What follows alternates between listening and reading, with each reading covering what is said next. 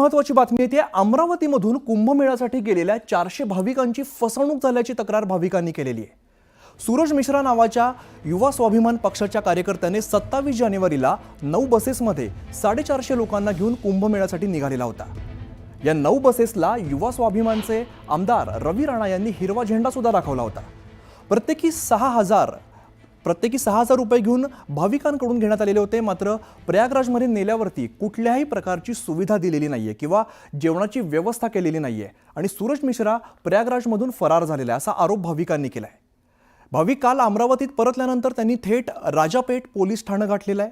मात्र पोलिसांनी तक्रार घेण्यास टाळाटाळ केल्यामुळे भाविक संतापलेले आहेत। भाविकांनी पोलीस आयुक्तालयासमोर सुरू असलेल्या गृहराज्यमंत्री पंकज पवार यांच्या कार्यालयात शिरण्याचा प्रयत्न केलेला आहे। यावेळेला पोलीस आणि या भाविकांमध्ये संघर्ष देखील झाला होता। यावरून आता खासदार बळवंत वानखडेंनी नाव न घेता रवी राणा यांच्यावरती टीका केलेली आहे। दरम्यान या प्रकरणी चौकशी सुरू असल्याची माहिती पोलिसांनी दिली आहे।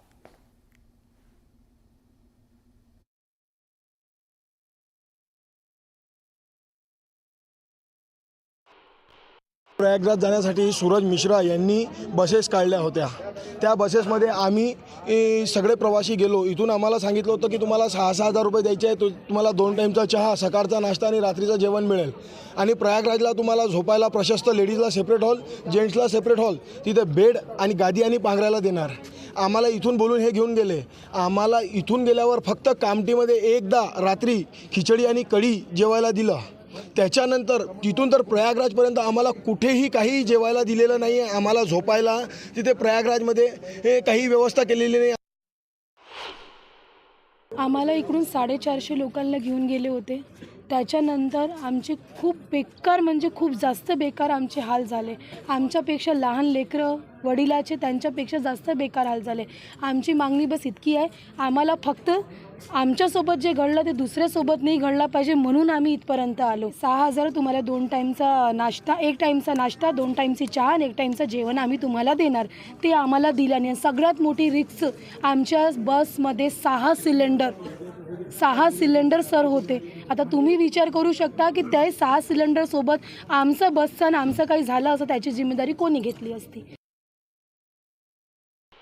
अमरावतीच्या काही दलालांनी हिंदुत्वाच्या नावावर आपली दलाली करण्यासाठी मोफत प्रवास आणि मोफत ती प्रयागराजची यात्रा करतो म्हणून इथून हिरवी झेंडी दाखवून नंतर फार मोठा वाजागाजा करून हिंदुत्वाचे नारे देत त्या लोकांना रवाना केले आणि तिथं अनेक लोकांची फसवणूक करून पैसे मागितले, पैसे उकळले आणि शेवटी त्यांना जेवणाची किंवा इतर कुठलीच व्यवस्था न करता त्यांच्याजवळून पैसे घेतले आणि त्यांना पूर्ण वाऱ्यावर सोडले। पोलिसांनी कुठलीही त्याची दखल न घेता त्यांनाच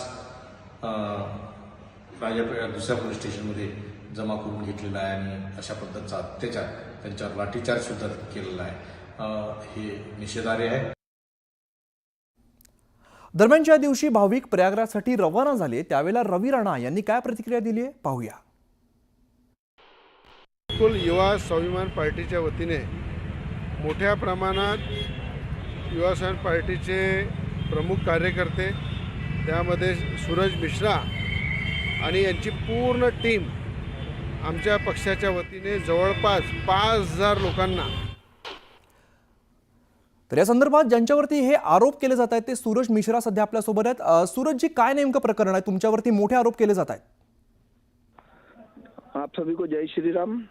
हमने जो 27 तारीख को ट्रिप निकाली थी, 28 को जो पहुंचने वाले थे, ट्रैफिक के कारण लेट हुआ तो 29 को सवेरे पहुंचे और 29 को सबको मालूम है कि वहाँ पे महाकुंभ का शाही स्नान था। उस कारण कम से कम 50-60 किलोमीटर पे ट्रैफिक जाम था।